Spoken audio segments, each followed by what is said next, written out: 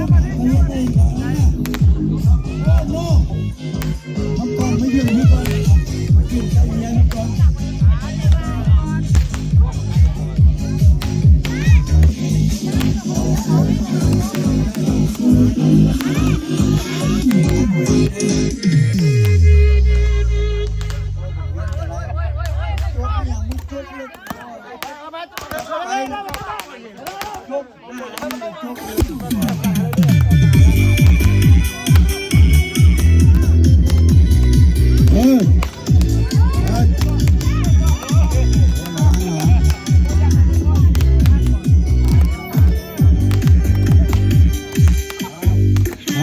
ขั้นตอนไม่ยืนเพียงครับขั้นตอน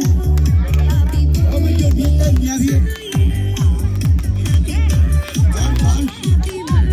คุณทำงานพอคอนเสิร์ตเวลาสาย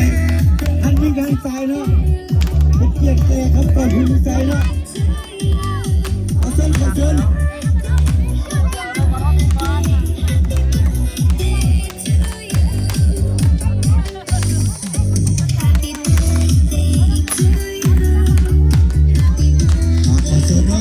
ญเลยสายฝนไม่ได้หอมเชิญเลย